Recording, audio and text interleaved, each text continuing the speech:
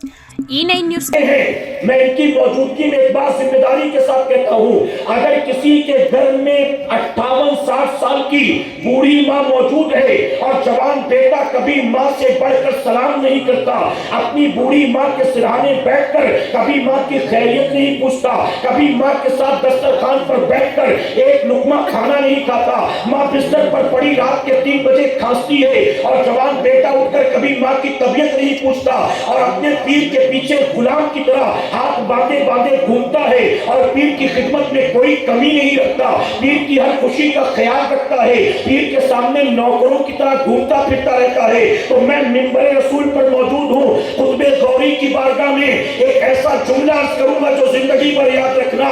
ऐ सरकारे मदीना के पैगवानों, अगर तुमने अपने माँ का दिल दुखाया है, अगर तुमने बूढ़े बाप का दिल दुखाया है और अपने पीर की चौखट पर जिंदगी भर झाड़ू लगाते हो, अपने पीर की चौखट पर जिंदगी भर एक खरीदे हुए नौकर की तरह पड़े रहते हो, पीर की चौखट पर तुम्हारा दम निकल जाए और पीर की चौखट पर तुम मर जाओ, तुम्हारा पीर तुमसे 1000 राजी भी हो, लेकिन तुम्हारी माँ अगर तुमसे राजी नहीं है तो पीर की रजा तुम्हें जन्नत में नहीं ले जाएगी, माँ के आंसू तुम्हें जहन्नम का ईंधन बना देगी।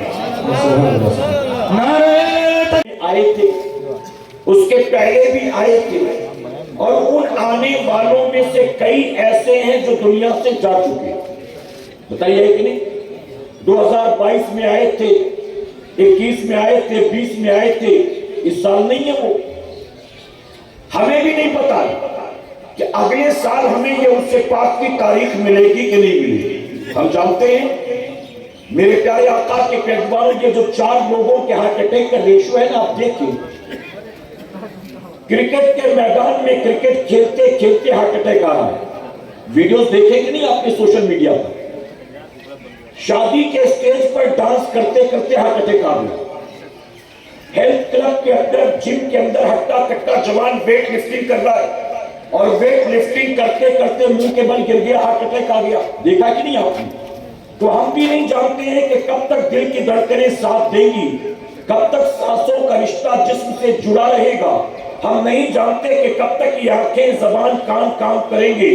तो इसीलिए मेरे प्यारे आका के पैगवानों, जब कभी मौका मिला करे ऐसी महफिल में आने का, तो जरूर भी जरूर आया करें और भागा ना करें। अगरचे तकलीफ बर्दाश्त करनी पड़े, अगरचे नींद कुर्बान करनी पड़े, अगरचे ठंडी हवाओं के झोंके बर्दाश्त करने पड़े, इसके बावजूद भी ये सोच कर आया करें कि मौला तेरे जिक्र पाक की महफिल में जाता हूँ तेरी रजा के लिए। अगर तूने मेरा आना कबूल कर लिया तो 40, 50, 60 साल जिंदगी एक तरफ होगी, तेरे जिक्र की महफिल में गुजरा जिंदगी का एक लम्हा एक तरफ होगा। तो आते रहेंगे इंशाअल्लाह। और एक बात मैं और बता दूं मेरे प्यारे आका के पैगवानों, ये जो जिक्र पाक की महफिल है ना, बज़ाहिर तो मजार के करीब एक गली के अंदर सजी हुई है, लेकिन मेरे नबी ने इस जिक्र पाक की महफिल को क्या फरमाया? मेरे आका फरमाते हैं कि जमीन पर जहां अल्लाह के जिक्र की महफिल सजती है, जमीन का वो टुकड़ा जन्नत का बाग बन जाया करता है। और ये किसी बरेलवी आलिम ने नहीं कहा है, ये इमामुल अंबिया ने फरमाया। आज के दौर के किसी मुफ्ती ने, किसी मस्जिद के इमाम ने, पीर ने नहीं कहा। ये उसका फरमान है कि जिसके सदके में रब ने जन्नत को पैदा फरमाया। तो नबी फरमाते हैं जिक्र की बरकत से अल्लाह जमीन के टुकड़े को जन्नत का बाग बना देता है। तो इस वक्त हम और आप एक गली में नहीं बैठे हैं, हम और आप जन्नत के बाग में बैठे हुए हैं। नहीं समझे शाह? ये 13-14 आदमी सुभान अल्लाह बोल रहे, बाकी सब खामोश। पीछे वालों तक आवाज पहुंच रही कि नहीं पहुंच रही? समझ में आ रही ना मेरी बात? लैंग्वेज प्रॉब्लम तो नहीं है ना? मैं जानता हूं जो टेंट के अंदर बैठे उनको ठंड कम लग रही होगी, बाहर वालों को ज्यादा, इससे वो बिल्कुल ठंडे हो चुके हैं। थोड़ा सा रिस्पॉन्स करें तो मुझे लगेगा कि आपको भी बात समझ में आ रही है। तो हम जमीन के टुकड़े पर नहीं बैठे हैं, नबी ने फरमाया जन्नत के बाग में बैठे हुए। और इसे जन्नत का बाग उसने कहा जिसके सदके में रब ने जन्नत को पैदा फरमाया। अच्छा, बहुत सारे लोग जो किसी डॉक्टर की, किसी इंजीनियर की तकरीर सुनते हैं ना, تو ہماری قوم کا جوان ڈاکٹر انجینئر کی تقریر سننے والا اس میں بھی لاجک ڈھونڈتا ہے اور کہتا ہے کہ یہ جنت کا باغ ہے، اس میں کیا لاجک ہے؟ اگر جنت کا باغ ہے تو جنت کی طرح کچھ ہونا تو چاہیے. یہ تو کپڑے کے پردے لگے ہوئے ہیں، یہ تو پلاسٹک کی کرسی بچھی ہوئی ہے، یہ نیچے دیکھو تو پتھر کنکر ہے. آخر جنت کا باغ ہے تو جنت کے باغ جیسا کچھ ہونا چاہیے. جو ہر چیز میں لاجک ڈھونڈتے. تو میرے پیارے آقا کے پیٹوانوں میں ان سے پوچھتا ہوں، کیا انہوں نے جنت کو دیکھا ہے؟ ان کے باپ دادا پردادا نے دیکھا ہے؟ کسی نے نہیں دیکھا. نبی نے فرمایا جنت ہے تو مان لیا کہ نہیں مانا؟ نبی نے کہہ دیا جنت ہے، مان لیا. نبی نے کہہ دیا جہنم ہے، مان لیا. نبی نے کہہ دیا اللہ ہے، مان لیا. نبی نے قرآن کو کہا یہ اللہ کا کلام ہے، مان لیا. نبی نے فرمایا قبر میں 3 سوال ہوں گے، مان لیا. نبی نے کہا میدان قیامت میں تمہیں حساب کتاب کے لیے اٹھایا جائے گا، مان لیا. تو جب اس نبی کے کہنے پر سب کچھ مان لیا ہے تو کیا اس سے جنت کا باغ نہیں مانیں گے؟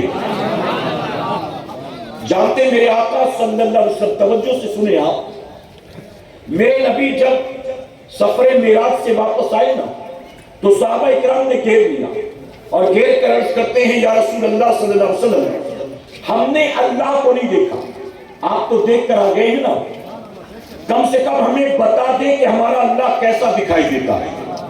اس کی وجہ یہ ہے کہ ابو جہل، ابو لہب، عتبہ، شیبہ سب ہمارا مذاق اڑاتے ہیں. وہ کہتے تم نے لات کو چھوڑ دیا، عزا کو چھوڑ دیا، منات کو چھوڑ دیا. وہ جس کو تمہارے باپ دادا پردادا پوجتے چلے آئے تھے تم نے ان کو چھوڑ دیا اور ایسے خدا کو تم نے ماننا شروع کر دیا ہے جس کو تم نے دیکھا بھی نہیں ہے، جس کی آواز کو سنا بھی نہیں ہے، جس کو تم نے محسوس بھی نہیں کیا ہے، تو بن دیکھے تم نے اس کو مان لیا ہے. اس سے بہتر ہے کہ ہمارے بت قدے میں چلو، ہم تمہیں اپنا خدا دکھاتے ہیں. ہمارے خدا کے سامنے کھڑے ہو کر تم بات کر سکتے ہو، ہمارے خدا کے قریب بیٹھ کر تم اسے فیل کر سکتے ہو، ہمارے خدا کے سامنے تم اپنا سر جھکا سکتے ہو، اپنی منتیں مان سکتے ہو، دعائیں کر سکتے ہو. تو یا رسول اللہ صلی اللہ علیہ وسلم ہمیں مکے کے مشرکین بار بار پریشان کرتے ہیں کہ جس کو دیکھا نہیں اس کو کیسے مان لیا، ہمارے ساتھ چلو ہم تمہیں اپنا خدا دکھاتے ہیں. تو یا رسول اللہ ہم نے تو نہیں دیکھا، آپ تو دیکھ کر آ گئے ہیں نا، کم سے کم ہمیں بتا دیں کہ ہمارا خدا کیسے دکھائی دیتا ہے تاکہ کل کوئی پوچھے گا تو ہم جواب دیں گے، ہم اس کے منہ کو بند کر دیں گے. ہمیں بتائیں کہ ہمارا رب کیسا دکھائی دیتا ہے. تو جانتے ہو میرے نبی مسکرا کر فرماتے ہیں تم مجھ سے پوچھتے ہو کہ میں تمہیں بتاؤں اللہ کیسا دکھائی دیتا ہے؟ ارے کوئی مثل ہو تو مثال دوں کہ اللہ ایسا دکھائی دیتا ہے. کیسے بتاؤں کہ کیسا دکھائی دیتا ہے؟ کوئی مثل ہو تو مثال دوں کہ اللہ ایسا دکھائی دیتا ہے. جب نبی نے یہ فرمایا تو جانتے ہو تمام صحابہ ایک زبان ہو کر بے ساختہ پکار اٹھے، ایک دیکھنے والے کا کہاں مان لیا ہے، ایک دیکھنے والے کا کہاں مان لیا ہے، بن دیکھے تجھے ہم نے خدا مان لیا. تو جب بن دیکھے خدا مان لیا، بن دیکھے جنت و جہنم مان لیا، بن دیکھے قبر و قیامت کا حساب کتاب مان لیا، تو بن دیکھے کیا اسے جنت کا باغ نہیں مان سکتے ہو؟ تو اسی لیے ہم کہتے ہیں ڈاکٹر انجینئر کی تقریر نہ سنا کرو، علماء کی تقریر سنا کرو. اچھا بیان کرنا یہ ڈاکٹر انجینئر کا کام ہے کہ علماء کا؟ اوپن ہارٹ کریں گے. کیا بتاؤ کسی کو کینسر ہو جائے تو امام صاحب کے پاس جاتا ہے کہتا دوائیاں لکھ دیجیے آپ، کہتا ہے کس کے پاس جاتا ہے؟ جی جب جسم بیمار ہو، طبیعت خراب ہو تو آدمی ڈاکٹر کے پاس جاتا ہے علاج کے لیے، اور جب دین سیکھنا ہو تو انجینئر کے پاس جائے گا، ڈاکٹر کے پاس جائے گا. اسے کیا ملے گا؟ پھر جانتے وہ کہاوت مشہور ہے نا، نیم حکیم خطرے جان اور نیم ملا خطرے ایمان. وہ جو انجینئر نہ عالم ہے، نہ فاضل ہے، نہ مفتی ہے، نہ قاری ہے، نہ حافظ ہے، کچھ نہیں. ڈاکٹر انجینئر کی degree by profession doctor engineer, لیکن وہ دین کا کام کر رہا ہے اپنی فیلڈ کو چھوڑ کر. تو ایسوں کے ہفتے چلو گے تو ظاہر ہے کہ وہ آپ کو نہ گھر کا چھوڑے گا نہ گھاٹ کا چھوڑے گا. تو اسی لیے میرے پیارے آقا کے پیٹوانوں علماء سے محبت کریں، علماء کی صحبت میں بیٹھیں اور علماء سے دین کو سیکھنے کی کوشش کریں کہ انشاءاللہ.